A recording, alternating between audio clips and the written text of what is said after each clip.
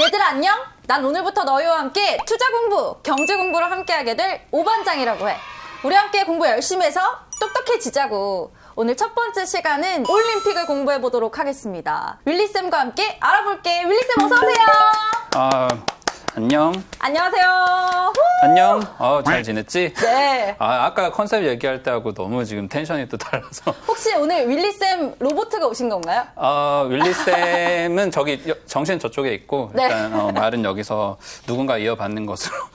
선생님, 오늘 베이징 올림픽에 대해서 공부를 한다고 했는데 베이징 올림픽 왜 이렇게 빨리 열리는 건가요? 베이징 올림픽이 2008년에 하계 올림픽 열렸던 건 알고 있지? 2008년이면 선생님 제가 중2였던 질풍노도 중이었습니다. 선생님. 너무 딱 학생 시기였는데 예. 그걸 기억을 못한. 너무 오래전 일입니다. 14년 만에 중국에서 다시 동계 올림픽이 이번에 열리는데 그걸 가지고 여러 가지 말이 나오고 있지. 그렇죠. 일단 이걸 좀 들어볼까? 저 이거 들어봤어요. Let it go! 이거 맞죠, 선생님? Let it go! 레디꼬가 너무 연상이 되는 그죠? 대놓고 똑같이 따라한 왜 중국어가 나오죠? 이게 중국 베이징 올림픽 동계올림픽 주제곡이야. 눈과 얼음의 춤. 그러니까 듣기만 하면 우리는 사실 이 화면에 띄울 수는 없지만 저작권 때문에. 그렇죠. 근데 여기 과감하게 그 저작권 따윈 모르겠다. 노래 비슷하게 운율 따라 해가면서 얼음이 연상되는 그 자기들의 주제곡을 이번에 공개한 거야. 역시. 사람들이 베이징의 올림픽인데 그래도 중국이니까. 근데 뭔가 또 다른 게 있겠지 하면서 이걸 기다리고 있는데 이벤트를 이 이후에 여러 가지 사건들이 지금 계속 나오면서 사람들이 이 올림픽이 괜찮게 열릴까라고 좀 걱정을 하고 있는 상황인 거야. 맞아요. 사실 이 모방의 국가라고 하면 우리 또 차이나니까요. 시작부터 모방으로 시작하는 것 같은데 일단 올림픽이라고 하는데 계속 들리는 말은 보이콧한다라는 말이 나오고 있어요. 이 보이콧 불매 운동이잖아요. 우리가 그 일본 때문에 노제팬 한 적 있잖아요. 일본 맞아요. 상품들 사지 않겠다. 지금 이제 그것도 많이 사그라졌지만 이 보이콧이라고 하는 게 어떤 상품이나 기업에 대해서만 하는 게 아니고 이런 외교적인 스포츠 행사에 대해서도 열리는 게 보이콧인 거야. 근데 그거를 조금 구분해서 외교적인 보이콧이라고 이제 구분을 하는데 보이콧은 완전히 이제 이 물건을 살 수 없어라고 하는 건데 외교적인 보이콧은 그 스포츠 행사에는 참여하지만 권력을 가진 지도자들이 가지 않음으로써 체면에 손상을 가하는 행동을 하는 거야. 그렇게 하게 되면 중국 같은 나라는 굉장히 문화적으로 자신의 체면 멘츠라고 하는 굉장히 그런 걸 중요하게 생각하고 그리고 사람 간의 관계를 굉장히 중시해서 그게 어떻게 보면 비리를 양산하기도 하지만 이 비즈니스를 하는 데 굉장히 중요하고 특히나 권력자들한테 엄청나게 중요한 거야. 근데 이제 다른 나라에 내가 중국에선 왕이다라고 하고 있는 사람들 안에서 밖에서 그거 인정 못하겠다. 다른 나라들이 그 공동적인 가치로 삼고 있는 인권 문제라던가 이런 것들을 챙기지 않으니까 우리 너네 국제 행사에 참여하지 않겠어라고 선언을 해버리니까 그 트럼프 시절에 있었던 그 외교적인 마찰이 또 일어날 수 있겠다라고 많이들 걱정을 하고 있는 거지. 저 그거 들어본 적 있어요. 중국에서 이야기하는 관시가 그런 문화 맞아. 아닌가요? 관시와 멘츠를 굉장히 중국에서 핵심적으로 삼고 있는 인간관계에 있어서 아주 중요한 가치라고 하지. 그러니까 우리나라도 예전에 사드 때문에 네. 관광객들이 갑자기 오지 않고 한국 수출품들이 팔리지 않거나 그죠, 아니면 그죠? 거기 가서 이제 한류가 이제 한참 인기 있었는데 갑자기 꺾이는 일이 네. 있었잖아. 근데 그것도 중국 사람들의 마음에는 저 친구는 우리와의 관계를 소중하게 생각하지 않는 것 같아라고 하면서 거기에 대해서 이제 반감이 생기니까 그게 벌써 몇 년 전인데 아직까지 이어지고 있는 걸 보면 미국을 비롯해서 여러 나라들이 중국의 어떤 큰 행사에 이런 재를 뿌리는 행동을 두고두고 또 마음에 담아두고 있어요. 이게 우리를 잘 보이게 해줘야 되는데 너네가 이럴 수 있느냐라고 좀 할 수 있는 부분이라서 앞으로의 중국 행동이 굉장히 중요한 상황이 되어 있어. 선생님 그러면 이 보이콧이라는 게 올림픽에 적용된 게 이번이 처음인가요? 보이콧은 굉장히 그 올림픽의 역사만큼이나 여러 차례 사실 있어 왔어. 진짜요? 우리가 이제 냉전은 알지? 알죠, 선생님. 학교 공부 열심히 했구나.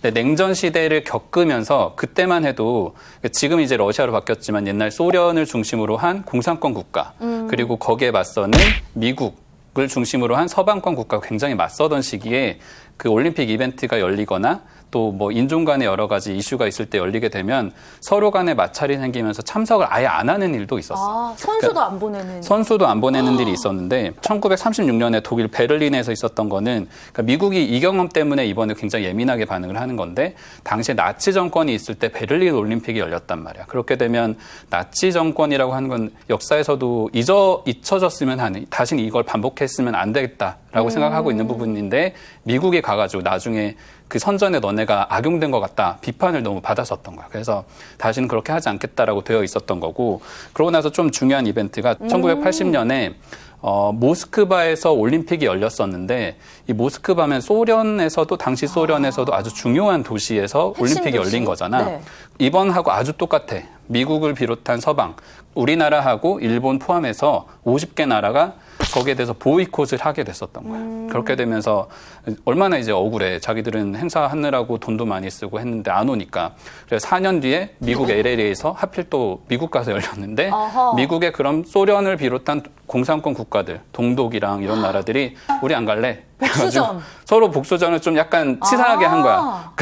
나라들끼리. 그렇게 되면서 이런 보이콧이 스포츠 무대라는 거는 그 뭐 정치적인 메시지는 다 빼고 선수들 간의 어떤 교류의 장으로 삼는다, 대화합의 장이다라고 하지만 이 올림픽 역사를 다 훑어보면 의외로 이걸 가지고 나라마다 어떻게 정치적인 계산을 해볼까, 국력을 좀 더 과시해볼까라고 하는 게 섞여 있기 때문에 이번에 이제 베이징 올림픽 같은 경우도 똑같은 배경들이 작용을 하고 있는 거지. 진짜 신기한 것 같아요. 근데 이번에는 그러면 냉전 시대가 사실 끝난 거잖아요. 그럼 이번에는 어떤 국가들이 지금 베이징 올림픽을 반대하고 있는 건가요?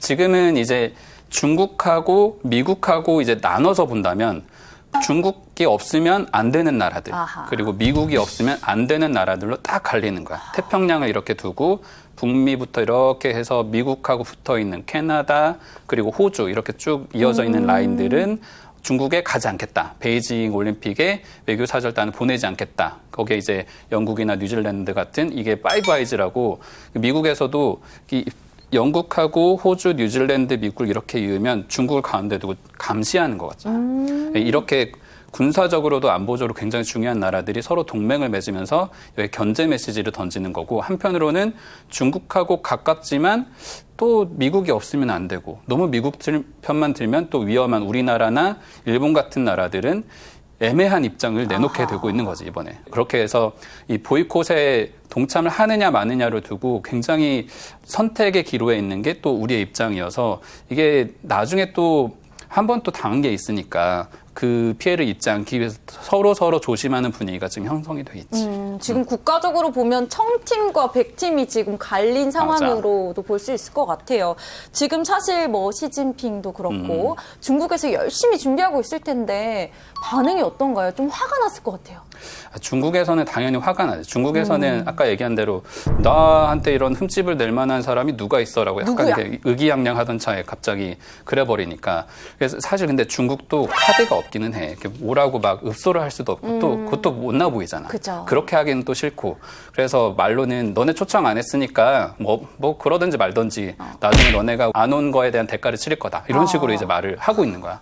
그렇게 하면서 결국에는 이게 사람들이 생각하는 건 지금 바이든 정부 전에 트럼프 정부가 있을 때 미국하고 중국하고 갈등을 계속 무역 전쟁을 벌였던 것처럼 이게 또 다른 형태로 나타날 수 있겠다라는 예측이 이제 가능한 상황인 거지. 지금 그러면 이 올림픽을 기점으로 해서 또다시 뭐 경제적인 갈등, 또 세계 경제에 또 위협이 될 수 있는 상황도 되겠네요, 선생님? 거기까지는 조금 더 지켜봐야겠지만 그 단초가 될 수도 있겠다. 그래서 이게 원만하게 풀어질지, 그러니까 서로 이제 협상의 장으로 와서 화해합시다라고 끝날 수도 있는 문제긴 한데 현재 시점에서 봤을 때는 중국이 뭔가 단단히 화가 나서 특히나 이 올림픽이 2월 4일부터 해서 20일까지 열리고 그러고 나서 다음 달에 3월이 되면 중국에서 굉장히 큰 정치 행사가 열리면서 시진핑이 이번 이제 11월에 그 중국의 역사상으로도 가장 중요한 3대 지도자로 이제 반열에 올랐거든. 그러고 나서 이제 내년 3월에 올림픽이 끝나자마자 잘 치르고 나서 진짜 위대한 지도자입니다라고 세 번째 연임을 하게 되는 그런 자리가 되는데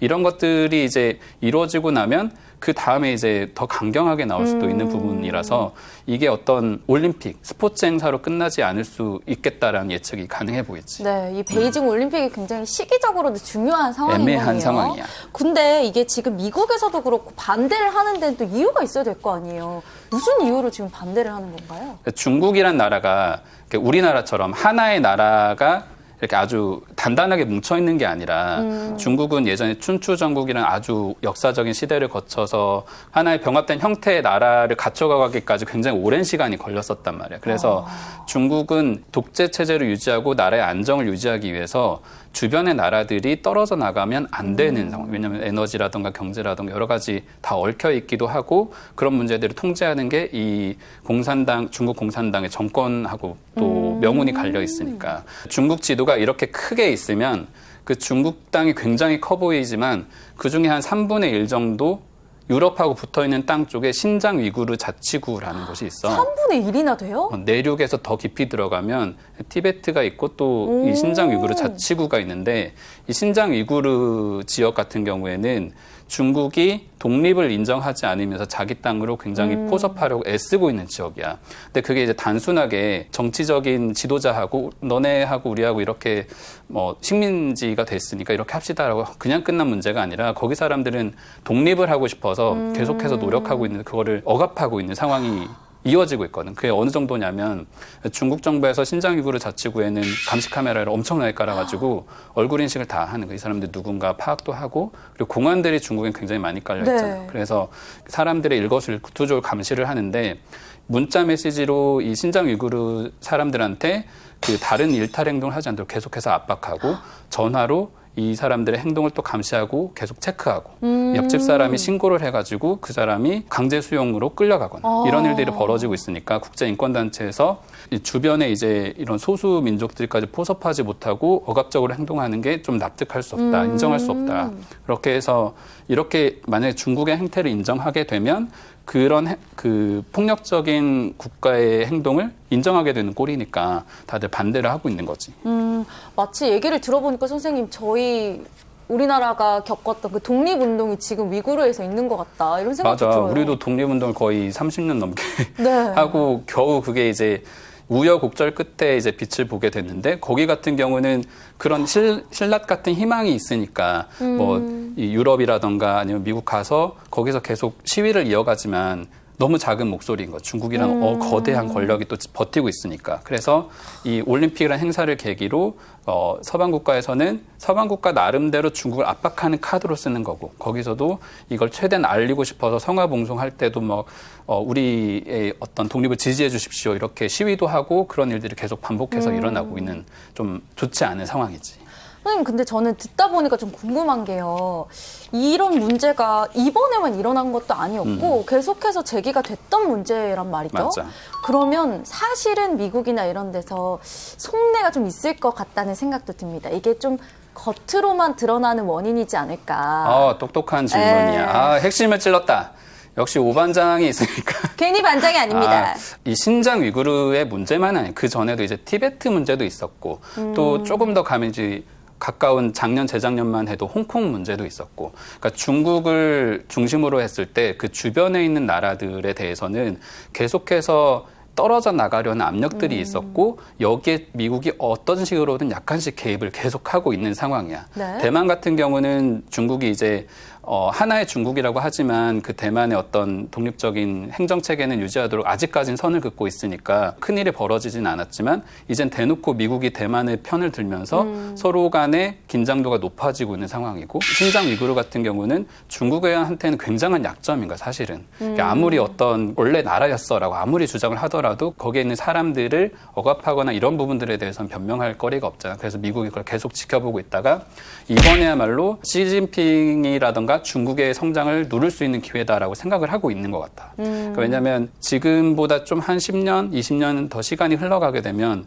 중국이 결국에는 미국을 앞서는 그런 순간이 올 수 있다라는 위기의식이 있는 거고 그 분야가 미국이 현재 주력으로 하고 있는 인공지능, 반도체, 그리고 모빌리티, 바이오, 의학 이런 부분들이 다 중국이 똑같이 하고 싶어 하는 거야.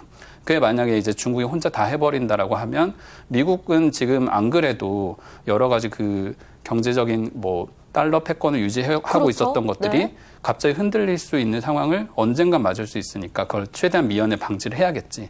그래서 지금 스포츠 이벤트라는 건 굉장히 뭐 건전하고 좋은 이미지를 그렇죠. 가질 수도 있겠지만 그 약점은 계속 파고들어서 공격해야만 미국한테는 이런 해석이 좀 가능한 부분들은 어쨌든 기회인 거지. 그 미국의 네. 입장에서는. 그러면 사실 아직까지는 중국의 GDP가 미국을 따라잡지 못하고 있잖아요. 그러면 언젠가는 지금 따라잡을 상황이 지금 다가오고 맞아. 있다라는 거네요. 생각보다 그게 사람들의 예측은 설마 그럴까. 중국이 미국을 얼마나 못 빨리 따라잡겠어. 해서 한 2050년이면 되겠지. 근데 어느 순간 그게 조금씩 짧아지더니 2030년 그러다가 가장 최근 예측은 2028년까지 줄어있어. 오. 이게 지금 영국의 경제경영연구소에서 예측한 자료야. 그 코로나 충격을 감안하고 작년 연말에 이제 계산을 한 건데 이게 빨간 게 중국이 치고 올라가는 GDP 성장률이고 파란색은 미국의 성장률이야. 그러니까 미국은 이렇게 완만하잖아. 기울기가. 근데 네. 여기가 역전하는 순간인데 이게 2028년에서 28년. 2030년 사이가 되는 거야. 그러면 지금 이제 7년 남은 거예요, 선생님? 이제 진짜 얼마 남지 않았지. 와. 그 지금 예측에서도 그러니까 계속해서 미국이 중국을 견제하고 있지만 중국이 가만히 있지는 중국은 그 반도체 산업을 핵심으로 키우기 위해서 이미 30조가 넘는 돈을 썼고 그리고 30조. 또 앞으로 5년간 40조 원을 또 투입을 할 거고 그러니까 삼성하고 굉장히 격차가 나기는 해. 삼성의 어떤 기술력과 비교하자면 저가 반도체 수준밖에 안 되는 14나노, 삼성은 이제 5나노 이런 걸 바라보는 상황에 비하면 아주 격차가 많이 나지만 중국이 어쨌든 거기까지 따라와 있는 상황이고 그리고 반도체 설계를 하는 그 삼성이 하고 싶어하는 영역하고 또 일치를 하는데 SMIC라고 하는 그런 반도체 설계 회사까지 키워내면서 어쨌든 자국 내 반도체 수요를 흡수할 준비를 계속해서 해 나가고 있는 거예요. 그러니까 미국은 이제야 이걸 안 거지. 바이든이 집권하자마자 반도체 산업에 대해서 다 보고해놔. 다 자료를 가져와. 그리고 삼성이랑 TSMC랑 다 불러들여가지고 이제야 자국의 공장 늘리고 하는 상황인데 중국은 그 전부터 계속 투자를 또 해왔었던 거야. 그래서 지금은 이제 뭐 미국이 워낙 견제를 하니까 당장은 뭐 팔 것도 없고 중국 안에서 다 소화를 해야 되겠지만 반도체를 설계할 때 가장 중요한 그 아주 작은 회로도를 그리려면 필요한 노광 장비라고 하는 게 있어. 네. 그거를 하는 게 전 세계에서 네덜란드 딱 한 곳밖에 없는데 ASML이라고 알고 있지. 아, 그럼요. 압니다. 네, 그럼요. 당연하죠. 알고 있을 거야. 네. 그 회사가 딱 한 곳이 있는데 거기에서 수출을 중국한테 못하게 미국에서 제재를 한번 했었단 말이야. 한동안은 이제 중국한테 그런 고급 장비가 들어가지 않으니까 격차를 단기간에 당기지 못하겠지만 그 회사의 경영자가 한 말이 있어. 15년 안에 중국이 혼자 이거 다 찍어낼 수 있을 노광 기술을 만들어낼 거다. 15년. 15년이니까 얼마 남지 않았어. 이것보다 더 당겨질 수도 있겠지. 중국은 어마어마한 자금을 가지고 그 기술 하나에 쏟아부을 수 있을 만큼 하나의 통제된 권력을 가지고 움직이는 하나의 기업 같은 거기 때문에 그런 면에서 보면은 미국이 위기의식을 가질만 하고 한편으로는 이걸 지켜보는 우리나라 입장에서도 중국한테 붙을지 미국을 조금 더 응원할지 이게 이 기업들한테 굉장한 고민거리가 되는 상황인 거지. 그러면 진짜 확실히 좀 미국이 왜 이렇게까지 중국을 견제하는지 좀 이해가 되는 부분인데요. 이 올림픽에 대한 개최권을 따내는 것도 힘들었을 것 같아요. 중국이. 중국은 사실 원래부터 한 20년, 30년 전부터 우리가 이만큼 컸어요. 자랑을 굉장히 하고 싶었어. 추라이를 했군요. 엄청 트라이를 했지. 네. 트라이 했는데 그때마다 누가 또 막았냐? 미국? 또 미국. 미국은 계속해서 견제를. 미국은 앙숙. 어쨌든 전 세계에서 유일한 패권국이어야 되기 때문에 싹을 계속해서 잘랐고 중국이 이렇게까지 클지는 몰랐겠지, 미국도. 근데 이제 어쨌거나 예방 차원에서 1990년대 한 번 했었고 2000년에도 중국이 한 번 떨어졌었어. 아주 한 2표, 3표 차이로 미국이 이제 보통 반장 투표 할 때도 나 좀 뽑아줘. 햄버거 사줘야죠. 그리고 그럼요. 이제 유세하잖아. 네. 반 다 돌면서. 그렇게 해야 되는데 미국이 이제 돈 많은 사람은 미국이잖아. 네. 그리고 또 중국이 그때만 해도 그 1대1로 같은 엄청난 사업을 하기 또 전이기도 하니까 그런 뒷돈을 주기 조금 부족했었던 거지. 이거는 어느 정도 더 이제 진짜 더 깊은 팩트가 필요한 부분이겠지만 현재까지 이제 알려진 사실로는 그런 이제 일들이 벌어지면서 중국이 미국에 밀려서 올림픽을 못 하다가 이제 점점 이제 국력이 크고 자기 우방이 늘어나면서 2008년 올림픽 개최권을 따냈었고 네. 그러고 나서 이제 한 10년 넘게 미국의 턱 밑까지 따라올 만큼 이제 정말 쫓아온 거잖아. 그렇게 되면서 이제는 정말 이제 동계 올림픽까지 한 번에 개최할 수 있는 나라가 되는 거야. 그러니까 혹시 그거 알고 있어? 베이징이 이번에 동계 올림픽이 이제 개최하게 되면 하계 동계를 유일하게 개최한 나라 도시가 돼. 세계 최초네요. 전 세계 최초고 유일한. 와. 얼마나 자랑거리겠어. 그렇겠죠. 그게 만약에 우리나라 서울에서 하계 동계 다 했다. 자랑해야겠지. 다른 나라. 한류. 신문에 써야죠. 너무 오바였나? 이게 어쨌든 약간 그런 국뽕을 중국인들이 맞을 수가 있는 상황이어서 이런 부분에 있어서 중국 굉장히 공을 또 들이고 있는 거고 결국에는 정치적으로 도움이 되잖아. 이 나라의 부강함이라든가 경제력을 다 확장할 수 있는 그런 기회가 돼서 계속해서 트라이를 했었던 게 중국이라고 보면 돼. 사실 이 올림픽 하면 선생님 제가 또 한똑똑하니까요. 이게 국가적인 마케팅이라고 생각하거든요. 굉장히 정확한 지적이야. 잘 뽑았는데? 그러니까요.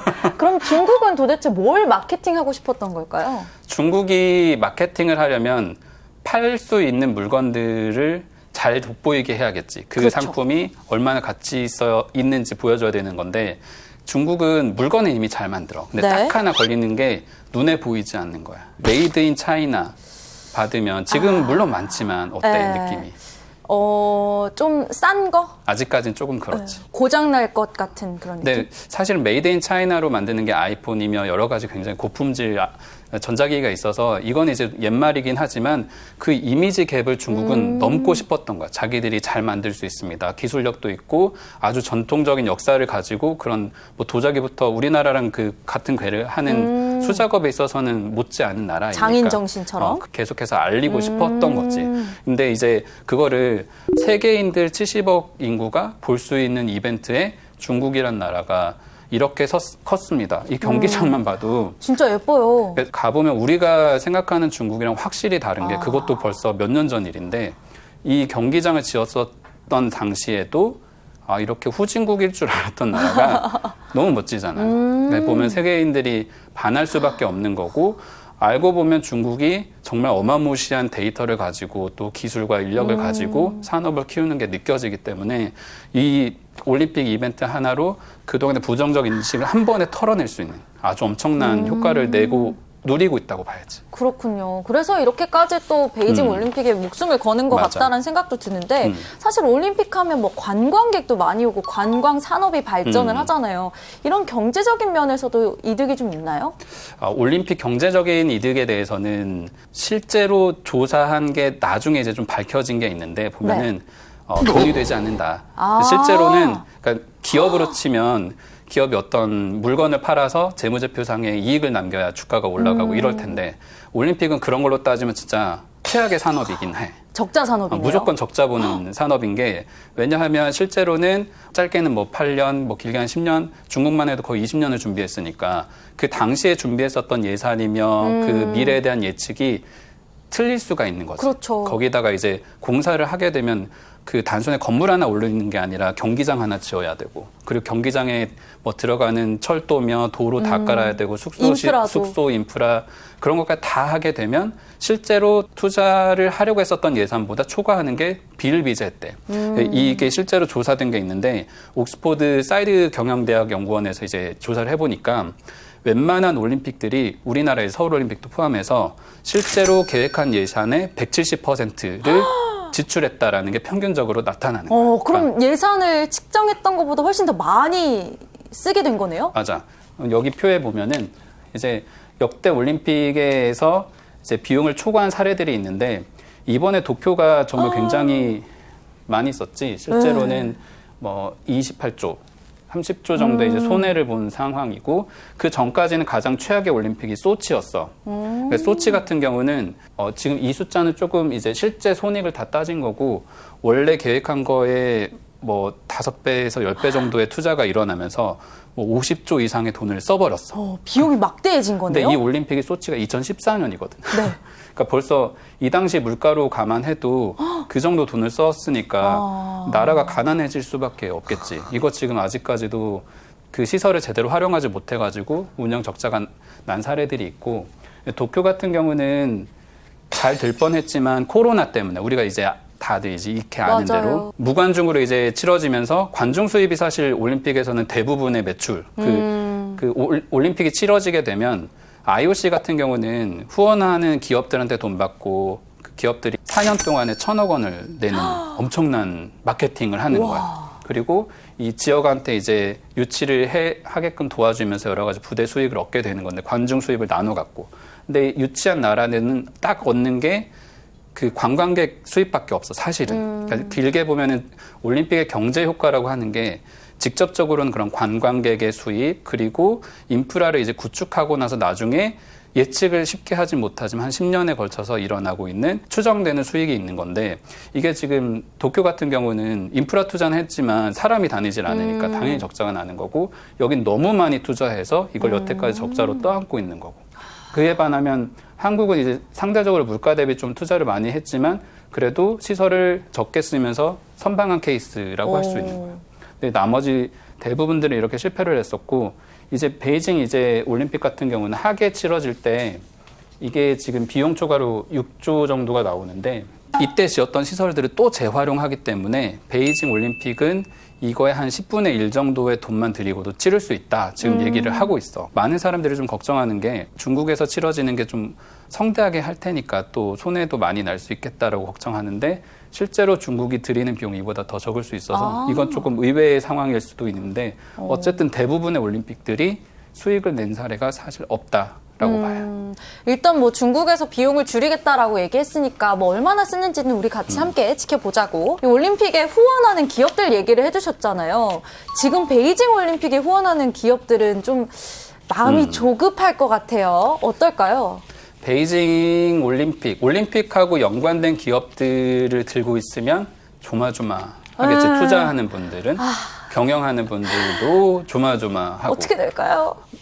그런데 이게 사실 굉장히 타격이 있을 거라고 생각하는데 이 일본의 사례도 그렇고 도쿄올림픽 때 코로나 터지고 그리고 네. 우리나라만 해도 반일 감정 조금 있고 그래서 도쿄올림픽의 기업 로고를 노출시키는 게 PR 일이라고 다들 생각을 했었어. 근데 이제 올림픽은 한 달이면 끝나잖아. 그리고 그 이벤트가 시상을 한 선수들 이야기가 나오고 해도 한 2-3달이면 사그라드니까 그게 아주 가만히 있었던 기업들은 타격을 피해갔다. 소나기를 피해간 걸로 볼 수 있고 그런 우려가 베이징 2008년 올림픽에도 한 번 또 있었어. 사실 이미 이전에 있었던 일인데 그러니까 지금 같은 상황하고 똑같다. 중국은 인권 문제 때문에 조금 조심해야 되는 나라야. 그래서 마케팅을 하면 그 기업들이 손해를 볼 수 있어. 그 당시에도 그 성화봉송을 할 때 코카콜라가 성화봉송 후원하는 게 굉장히 오래된 처음부터 성화봉송 후원을 했었던 기업이고 올림픽 후원사로는 제일 역사가 깊은 기업인데 여기 같은 경우도 그런 우려가 있음에도 불구하고 여전히 잘 나가. 사실 이게 그때 이제 반짝 어떤 부정적인 인식이 생길 수도 있지만 사람들에게는 기업이 그 나라와 연관돼 있다라고 상상을 하지 않게만 이제 끊어주면 그게 또 웬만큼 타격을 피해가는 걸로 지금 나오고 있어서 여기에 기업들이 막 올림픽 때문에 주가가 흔들린다 아니면 기업의 실적이 꺾일 수 있다라고 하는 건 조금 과한 예측일 수 있어. 그거는 좀 다행이다 이런 생각도 듭니다. 결국은 이 올림픽과 관련돼서 기업들도 어느 정도는 연계가 되어 있고 우리가 계속해서 지켜봐야 되는 부분이라는 생각은 들어요, 선생님. 그럼 선생님 다음 올림픽에도 혹시 이런 일이 있을 수 있는 건가요? 올림픽이 이제 나라마다 돌아가면서 하니까 반복될 가능성이 있지. 세계 경제가 뭐 언제나 이렇게 지금 같은 상황일 수도 없는 거고 또 항상 평화가 있는 게 아니고 어디선간 또 위기 상황이 벌어질 테고 그리고 그 나라들이 다 이해관계가 조금씩 얽혀 있는 거잖아. 그런 면들을 보면 조금씩 이런 이벤트가 일어날 것 같은데 미국하고 중국 정도의 어떤 관계라는 건 과거의 미소 갈등과 같은 그런 거니까 뭐 단기간에 똑같이 재현되긴 힘들겠지만 뭐 반복될 여지는 아주 많다고 봐야지. 그러면 마지막으로 선생님이 가장 주목하고 있는 동계올림픽 종목은 어떤 건가요? 동계올림픽 종목. 그 질문 할 줄 알고 조금 고민했는데. 정말요? 왜냐면 이 사진을 사실 준비했어. 원래 처음에 녹화할 땐 네. 다른 거였는데 생각해보니까 난 이 선수 좋아하거든. 그럼요. 윤성빈 선수 이번에 똑같이 금메달 또 따가지고 맞아요. 진짜 자랑했으면 좋겠어. 그동안에 이제 코로나 때문에 훈련도 제대로 못했을 테고 시설 같은 것도 제대로 활용 못했을 텐데 그 성과가 선수들한테 있어야겠지. 그러니까 이런 뭐 베이징이든 뭐 미국의 어떤 여러 가지 이벤트든 정치적으로 우리가 시끄럽게 많이 듣지만 올림픽은 도쿄올림픽도 많이 욕하고 그러지만 여자 배구 보고 환호했었죠. 아, 그럼요. 그리고 이 올림픽 한번 열리고 나면 팀킹 같은 그런 또 밑에서 막 치고 올라오는 팀들이 생기니까 그거 응원하는 맛에 우리가 동계올림픽이라든가 하계올림픽을 즐기는 거라서 이건 그냥 세계 경제가 이렇게 돌아가는데 좀 약간 머리 아픈 정도다라고 생각을 하고 일단 즐기는 게 우리한테는 제일 좋은 주어진 역할 아닐까. 네, 진짜 윤성민 선수도 금메달 따면 좋겠고 팀킴도 금메달 꼭 따면 맞아, 좋겠다 이번에. 이런 생각이 듭니다. 오늘 선생님과 함께 올림픽에 대해서 우리 공부해봤는데 선생님 윌리쌤과 함께 우리 올림픽 즐기면서도 경제 이야기, 세계의 이해관계 이야기도 함께 알고 가면 좋겠다 이런 생각이 들어. 너희들도 복습 꼭 하고 우리는 다음 시간에 또 재밌는 이야기, 유익한 정보로 너희와 함께 하도록 할게. 여기서 인사할게. 안녕! 안녕!